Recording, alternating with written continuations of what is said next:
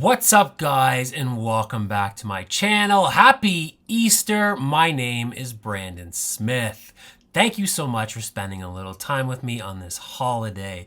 So today's case took place exactly 6 years ago today. It's mysterious, it's devastating, and it's absolutely perplexing, and I can't wait to tell you about it. So without further ado, let's get right into the case. The day is Monday, April 18th, 2016. The song Work by Barbadian icon Rihanna featuring Drake is #1 on the Billboard chart. The film The Jungle Book starring Bill Murray, Ben Kingsley, and Neil Setai is #1 at the box office. And just 3 days from now, in Cincinnati, Ohio, Chicago Cub Jake Arrieta will pitch his second career no-hitter, defeating the Reds 16-0 on the way to ending the team's 108-year World Series drought.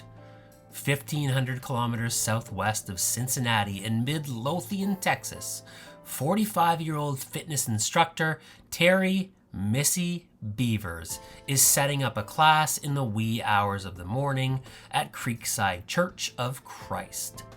Unbeknownst to her, she is not alone. A person dressed in police tactical gear roams the place of worship's empty corridors. The unlawful guest comes across Terri Missy Bevers and tragically ends the woman's life. This day in mystery.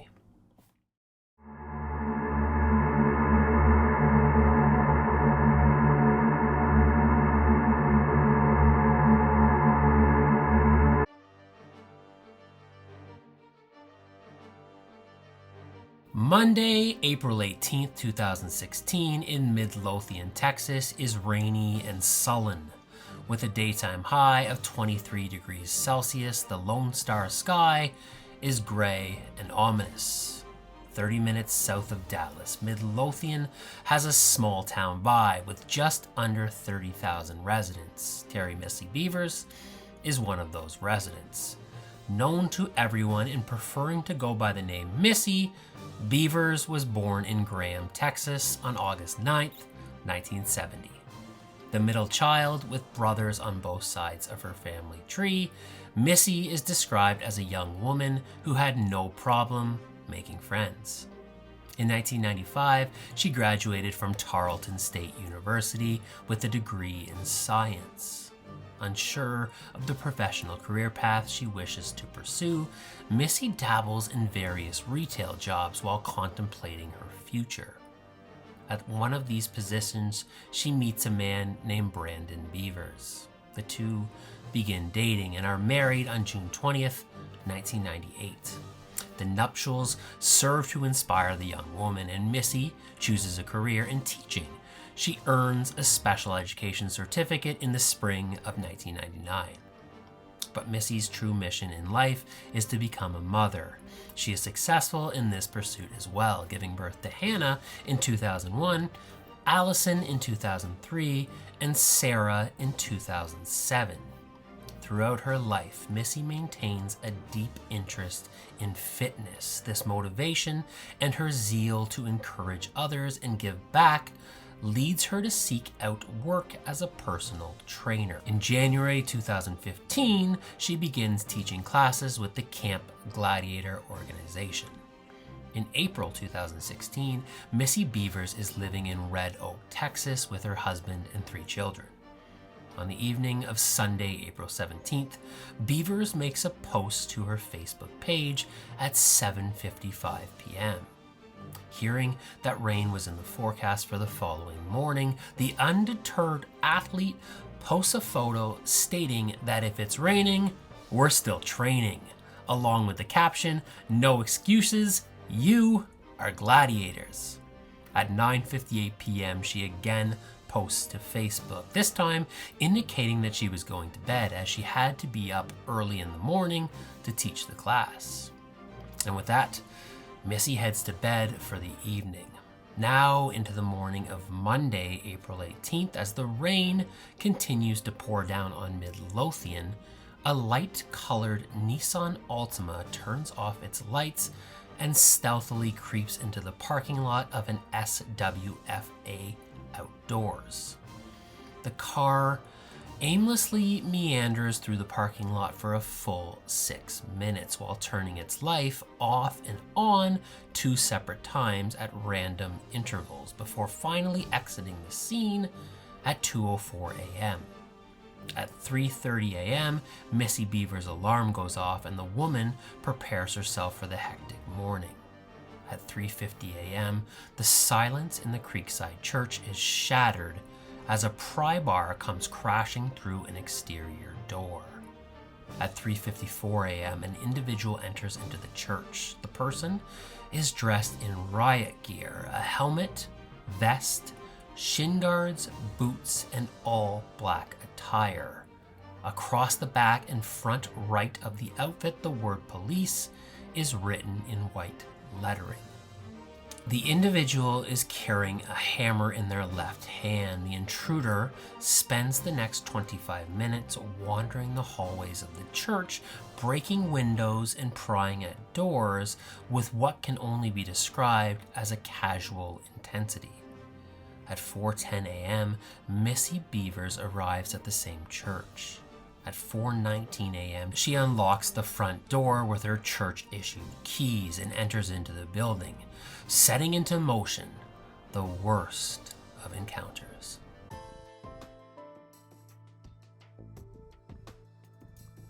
At 5 a.m., the first guest of Camp Gladiator enters into the church. Unable to find his instructor, he peruses the house of prayer more thoroughly. In a tucked away part of the building, this individual makes a terrible discovery. Missy Bevers is laying on the ground, dead. The would-be pupil flees the church and calls the authorities at 5:06 a.m. When asked if Missy needs medical assistance, the man says no, because she is dead. Police arrive on the scene and go into crime scene mode. They survey the church to make sure the culprit is no longer on the premises. They are not. Ambulances are called and Missy is taken into county possession for an autopsy. She still wears her wedding ring and nothing has been taken from her person. Police also note that while damage has obviously been done to the church, the vandalization is minor and nothing is missing from the location. Missy is determined to have been killed by numerous puncture wounds to the chest and head.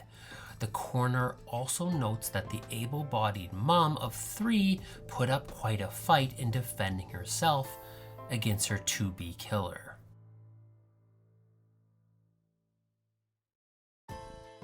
There has not been a homicide in Midlothian, Texas in over 3 years, and authorities are aghast at the brutality of this murder. Police are tight-lipped on what they do and don't have. When asked if they have video showing the encounter between the person in the tactical gear and Missy Bevers, they decline to say. When asked if they are in possession of the murder weapon, they also decline to answer, with Midlothian Assistant Police Chief Kevin Johnson saying instead that it's a vital piece of information that we want to protect until we have an opportunity to confront the killer with it. Years later, after much speculation, they would confirm the murder weapon to be a hammer. Police do release approximately 2 minutes of footage showing an individual dressed in the tactical gear, identifying the person as Missy's killer and asking for the public's help in identifying this person. They also announce that the person is most likely between 5'2" and 5'8". They also ask the public to take particular note of the person's distinctive gait, noting that the suspect's feet appear to turn outward away from the body, with more predominant affect taking place on the suspect's right foot. Interestingly, when police originally described the suspect in their press releases, they used the pronoun he, but in subsequent interviews they admitted that they could not be certain the individual was a male. Going even further, in August 2016, Midlothian police announced that whether the person is a male or female is a legitimate question now, and the suspect appears to have a feminine sway. On December 5th, 2016, SWFA Outdoors, a sporting goods store just a half a mile down the road from Creekside Church, announced they had surveillance footage of an unknown vehicle driving into their parking lot just hours before Missy Bevers was murdered, and post the 7-minute 51-second video to their YouTube page. Heavily obscured by rain, the footage shows a silver, gray, white, or beige 4-door Nissan sedan circling the parking lot. On 2 different occasions, the vehicle can be seen flashing its headlights before parking on the rear of the building for approximately 4 minutes, and finally leaving the lot after a total of 6 minutes. On January 12, 2017, police addressed the video, saying that while not sure the vehicle has anything to do with the murder of Missy Bevers, they would still like the opportunity to interview the person behind the wheel. The driver of the vehicle has never come forward. Thousands of leads poured in. Family, friends, and strangers alike in the small-town Texas community are interviewed, but nothing can be established for certain to build upon, and 6 years on, police are still asking the preeminent question: who killed Missy Bevers?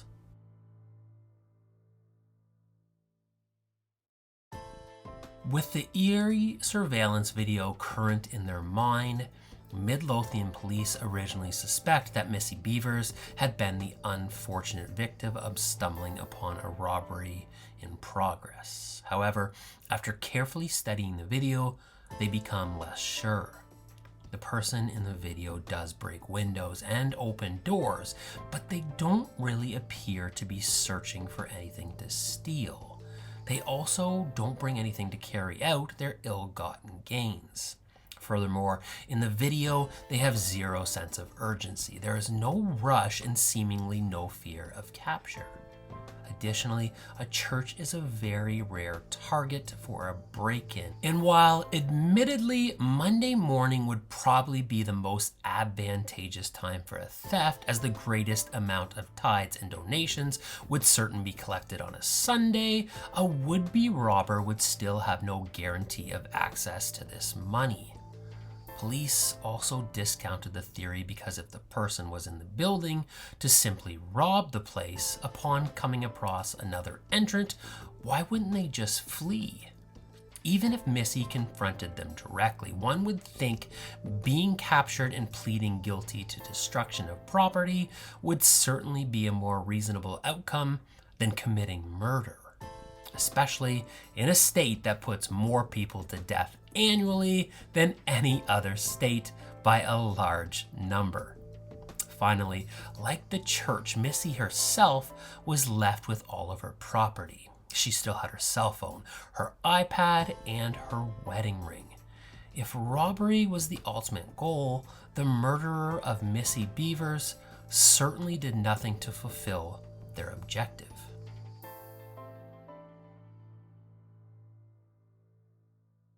In the days leading up to her murder, Missy Bevers received an unnerving message on the social media site LinkedIn. On April 15, 2016, Missy showed a friend the message. The unnamed friend described the tenor of the posting as creepy and strange. The message was from a man neither of the two knew, and unfortunately, the friend did not remember the name behind the account who had sent the message. The mysterious message was not the only thing taking place on Missy Bevers' LinkedIn page on the weeks leading up to her murder. On May 5th, 2016, police revealed that Bevers had been receiving messages from another different person on the site since January, and that their correspondence was flirtatious and familiar in nature. Some of the messages, which police also described as intimate, were deleted by Missy in the days before her death, but partially recovered by police. Careful never to use the word affair, detectives did admit that Missy's phone records indicated an intimate and personal relationship external to the marriage. Investigators were unsure if any or all of these incidents had any connection to the murder of Missy Bevers, but had to consider the possibility that the person or persons behind this correspondence may have had motive to kill the Red Oak mom. Detectives were of the mind that Bevers had been in contact with her killer to some extent prior to her death on April 18th, 2016.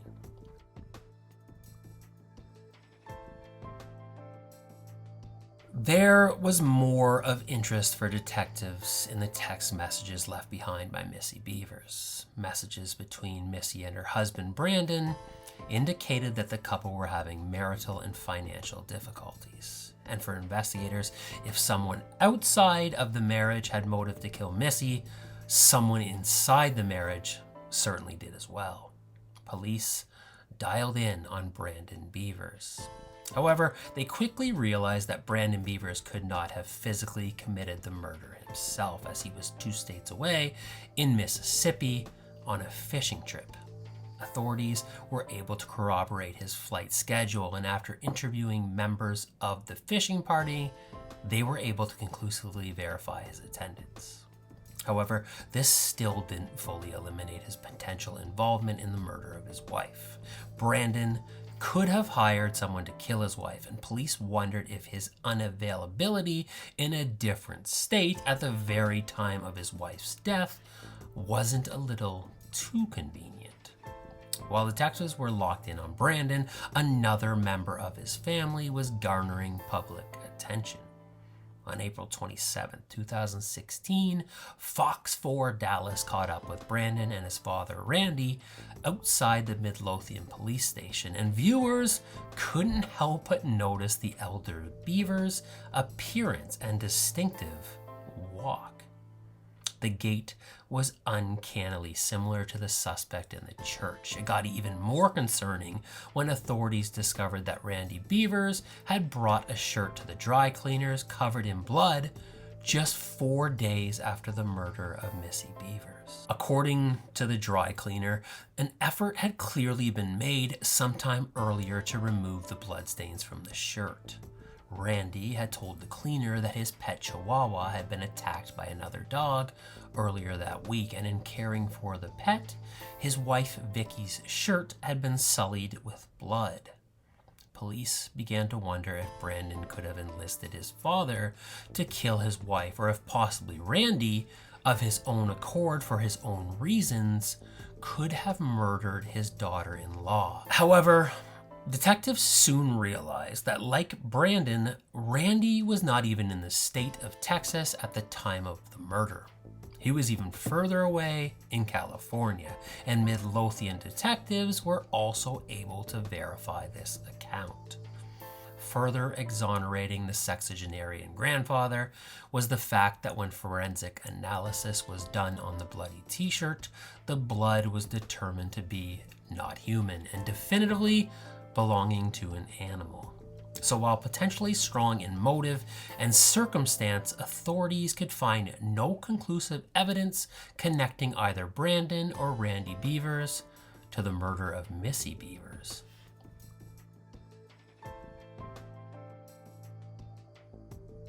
All right, so what do I think happened? The case of Missy Bevers is devastating and terrifying. A mother of 3 with unbridled positivity who wanted nothing more than to help the people of her community, and a woman of unflappable faith taken from her family in such a hideous way is just so disheartening.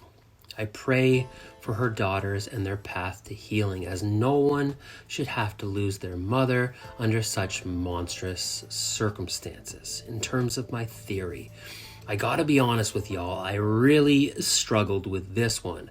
No single theory works in every aspect, and I went back and forth with scenarios, and recording this now, I must admit, I think I am more uncertain in this proposition than any case I've covered previously.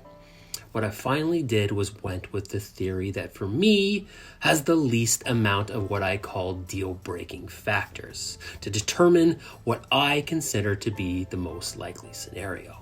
So let's take it step by step. Well, first, just a quick aside, the theories I covered in this video are by no means the full complement of theories. In fact, in the case of Missy Bevers, it feels like everyone has a particular person of interest that they are certain is positively the killer, and speculation is rampant.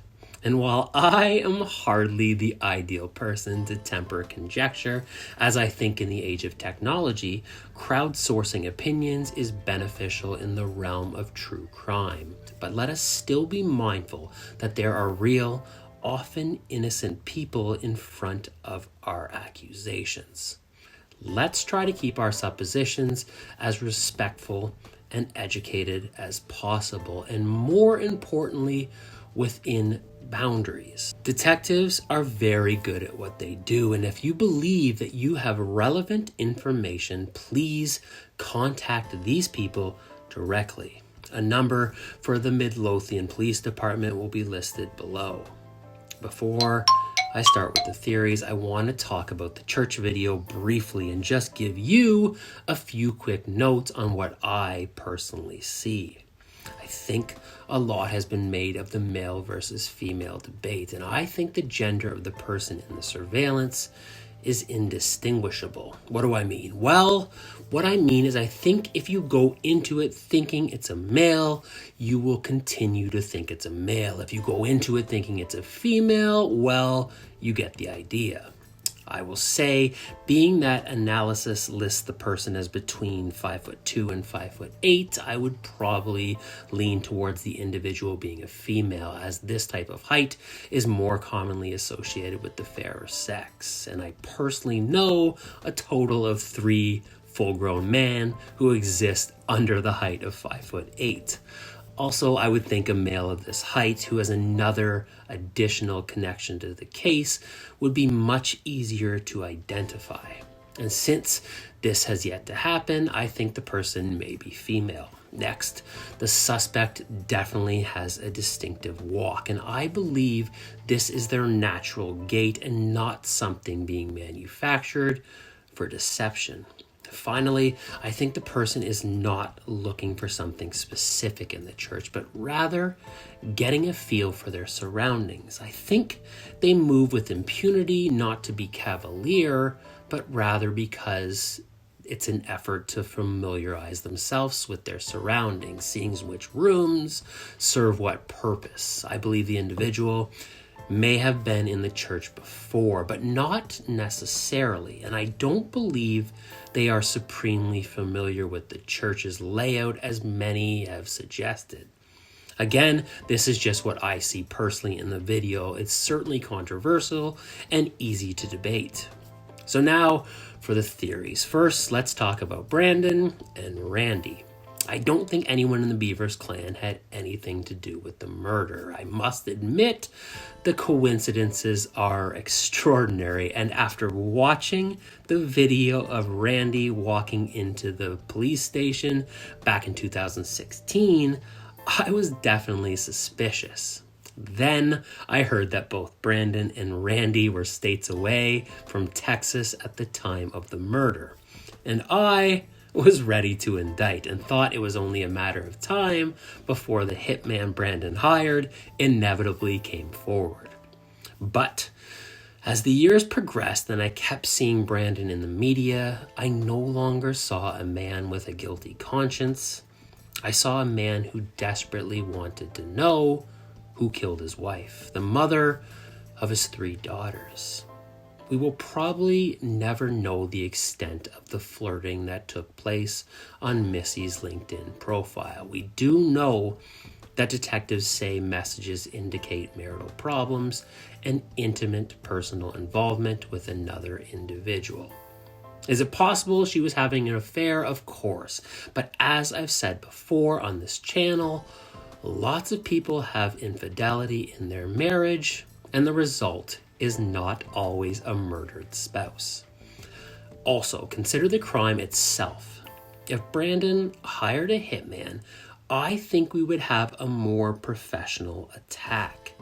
The murder weapon was a hammer. The person appears vividly on CCTV and absolutely trashes the location, breaking in and throughout the area, dressed in a comically obvious disguise.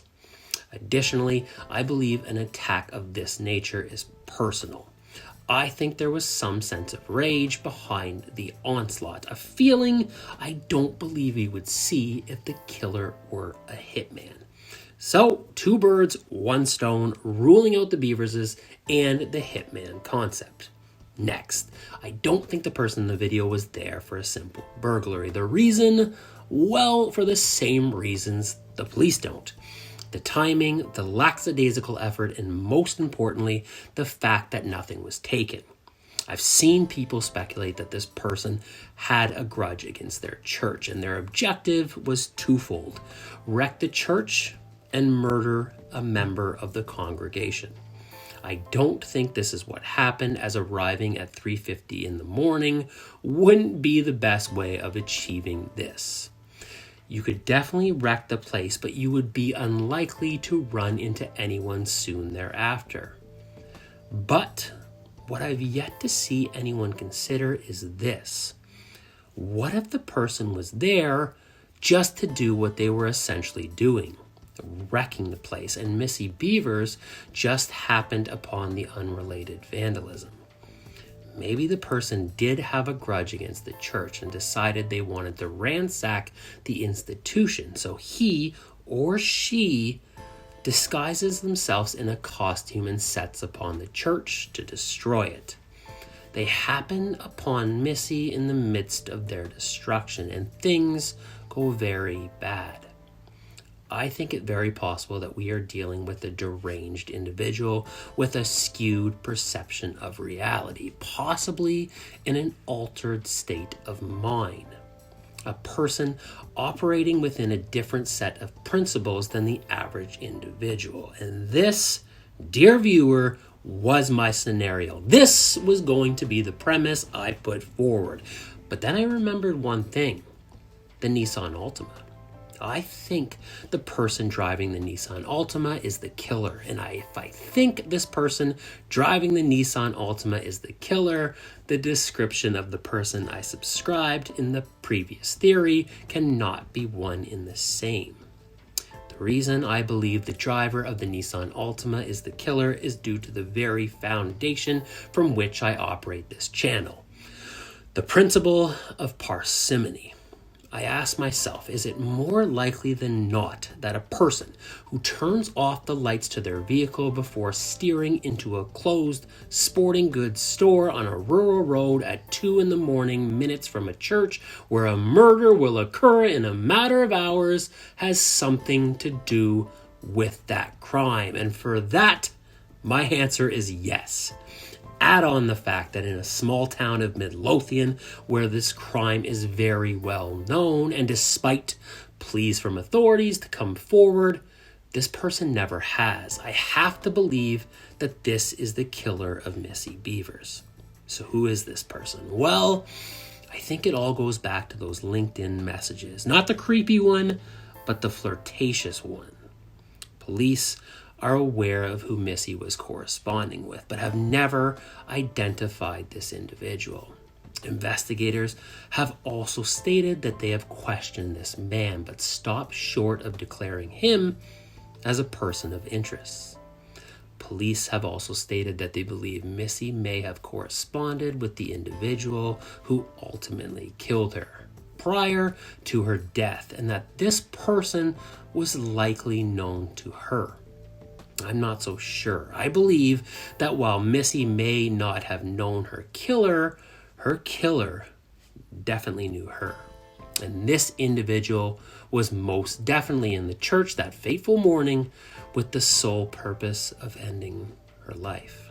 Ergo, I believe by April 18, 2016, the significant other of the man on the other end of the provocative text messages is aware of their existence. Naturally upset with their nature, she is equally upset with her spouse. Even more so, she is upset with the woman who sent the messages, Missy Bevers. Missy's Facebook profile is public, a tragic transparency that allows easy access for anyone to study her activity. As such, this woman is scouring her romantic rival's profile on the morning of April 18th, 2016, when she notices a recent post. Seething with rage, the broadcast incites something inside of her, and hatred spawns a plan. With nary but a little research, the scorned woman is able to discover the time and location of that morning's Camp Gladiator boot camp. The woman finds a previously worn police Halloween costume tucked deep into the forgotten parts of a closet in her home and adorns herself in the garb. She climbs into her Nissan Altima and drives to the Creekside Church. She eyes the SWFA near the church through the heavy rain and turns off her headlights before pulling into the store's parking lot. From behind the steering wheel, she further details her plan as she surveys the surrounding area.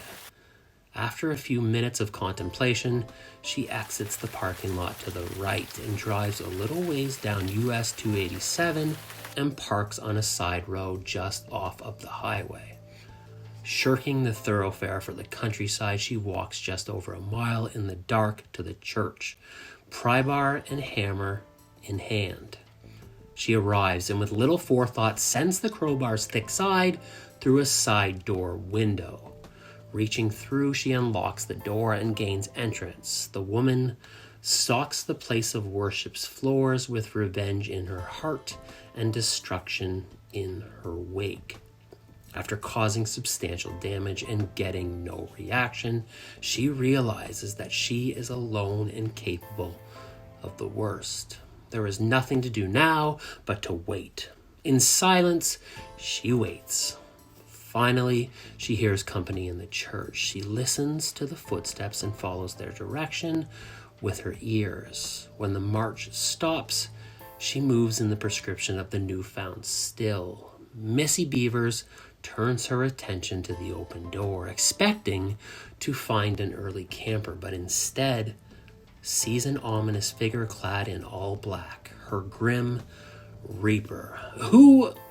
She starts, but before she can gather her thoughts into a sentence, the figure strikes and a fight of life commences in earnest. The battle is unfair as the armed woman is able to overpower her unoutfitted rival. Content in her killing, the murderer leaves the holy place in evil. Blood mixes with rain as the woman jogs through the Texas scenery in the morning dark.